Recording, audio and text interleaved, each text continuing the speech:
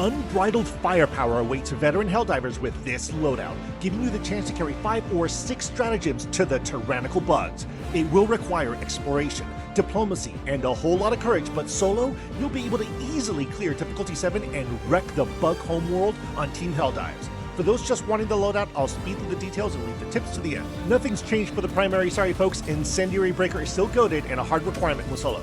On teams, you can use whatever you like, but remember to consider a weapon with high burst damage to deal with those one-punch man stalkers. Again, we have the grenade pistol for the secondary, but that's for solo runs. On teams, I also like the Senator to help deal with those hive guards, but again, it's kind of open. For your grenade slot, go with stun grenades. This is the best choice 9 out of 10 times, as having these will let you tear through chargers like Ripley through a Xenomorph hatchery.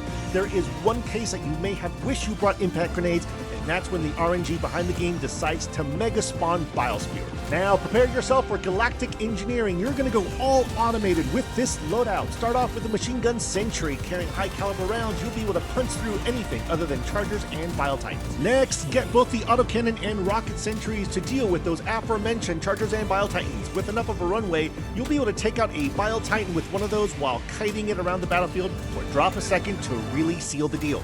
More tips on how to deal with these mutated daddy long legs later. The reason this loadout took so long in testing was because you have choices for your 4th slot. The choice with the best results for me so far has been the Gatling, but you can also go with the Tesla Tower, EMP Mortar, or even the HMG emplacement. The benefit of the last one is that it lets you take out those shrieker nests from far away. This loadout brings the most firepower to the field because you'll find your other stratagems on mission. When solo, you're going to want to look at every point of interest so you can pick up that support weapon. Most often, it'll be either the machine gun, stalwart, or arc thrower, all decent compliments. When on a team, you're like a junior Helldiver in a gun store, asking your teammates to bring down spare support weapons and backpacks for maximum pesticide dispersal. If you're with randos, you can be a bit of a Billy Butcher and do what's best for the team even though they may feel a little slighted.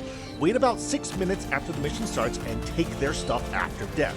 The cooldown for their spares should be done, and they can easily call down another. For armor, you have 2 equally effective suits, Medic, which will keep you wired on space drugs, while the Engineering Kit passive will let you throw those grenades around like boomers giving out financial advice. Going the stun route will ensure those chargers, however many, will stay perfectly docile while your sentries pick them apart. We're about to go into the tips, but if I may be so bold as to put forth that obligatory request for a like, kind comment, or best yet, the zenith of algorithmic investiture, a follow. It'll not only ensure you get more content like this, but it'll help prevent me from wondering, what the heck am I doing with those brief moments of time that we're here on this planet, reconsidering my life choices, and continuing on with this passion. Alrighty, it is time for tips. Rocket and autocannon sentries will actually automatically target and destroy shrieker nests, but they need a clear line of fire to the trunk of those trees.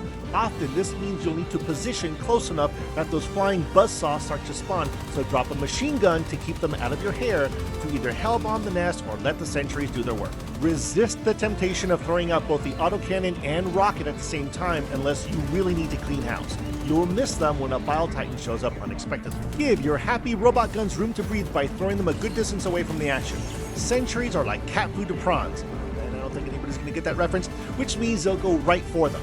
With enough space, the autocannon and rocket will make short work of a charger, and outside of a full-blown charge, they'll get stun locked. The good news here is that this fixation on your turrets means you'll have another way to deal with those behemoths shoving your primary right up their bloated posteriors when they are busy not charging you. Be liberal with those machine gun sentries. The cooldown is short enough to be a bit preemptive when advancing throughout the map, and it helps you set up these little fallback areas where you can run back to if a breach nearby gets a little too rowdy.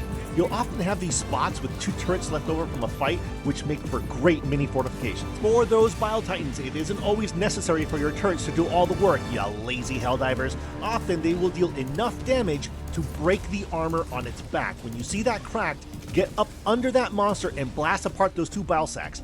They'll drop faster than my bank account when I go into a game store. Lastly, when in a team, consider taking on an objective alone or with maybe one other teammate that has some experience. Sentries are like 70s sitcoms. They don't care who they offend, so being in a large group will tend to earn you a swift boot back to your ship.